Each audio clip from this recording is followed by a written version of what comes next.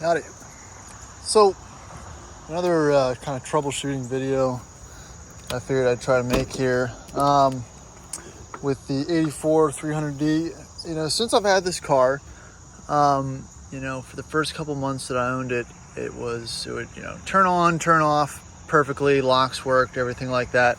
If you know anything about these 300Ds, they have issues with vacuum leaks, and for the most part this car was pretty much issue free besides the cruise control. Recently I think the vacuum shutoff valve has been sticking, or else I have a vacuum leak somewhere. It usually takes about 5 to 7 seconds to shut the car off after it's been running for a little bit, and it will shut off quicker if a lock is closed.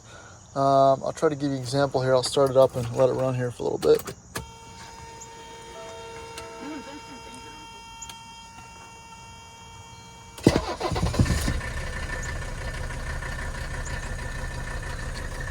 I'm always impressed how great this car runs and starts. I'll come around to the front and show you what I replaced, hoping that it was just an old fitting.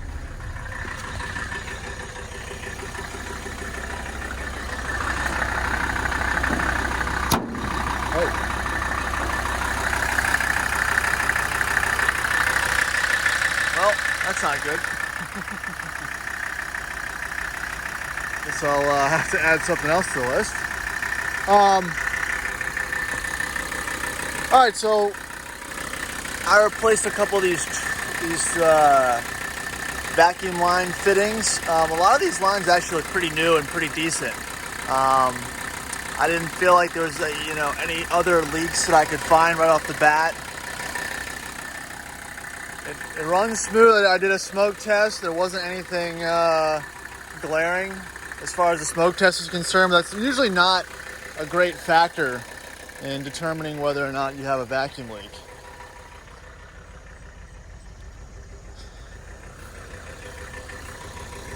Just gonna let it warm up a little longer.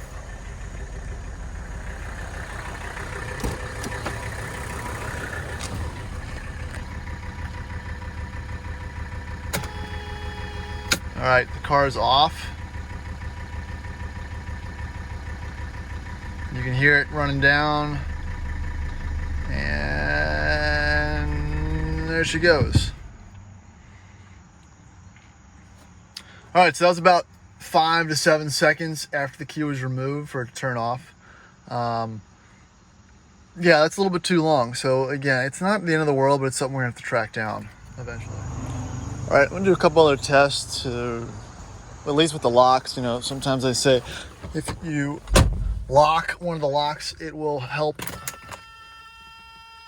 or it'll show where the vacuum leak might be. Again, I'm not an expert. So we're gonna go ahead and hit the locks on the driver's side. It does take a couple seconds for it all to engage. So, my guess is that the culprit could be over here on the passenger side actuator. Let's go ahead and try to turn it off again.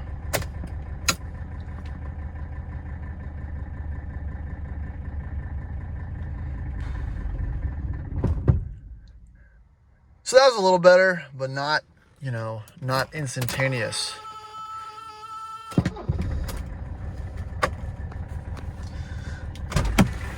I still suspect it could be a vacuum line on the inside.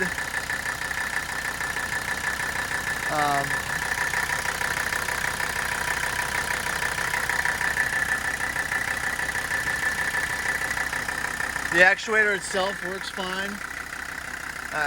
Unless it needs to be lubed up or something. The actual plunger itself, I can't really think of another reason why I would be having that issue.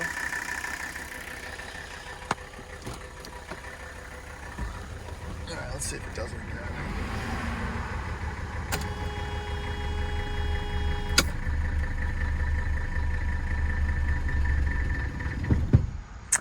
It's trying. So yeah, that's another, I guess, issue that's going to be in the list over time to kind of take care of.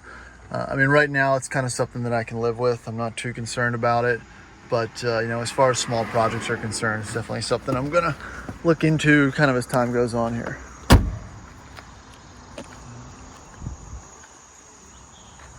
So y'all just saw me break my hood release. It's probably for the better, honestly, that the hood is up and I'm not having to fish around to try to potentially break something to get it back out. Here's the part. I should be able to source that fairly quickly and fairly easily until now. Till then, I'm gonna use this big fat cable tie to loop it around here as a temporary solution so I can at least get in and out of the hood. So we'll see how that works. All right, just pop the hood. Let's see if this will get me through the day here. Perfect.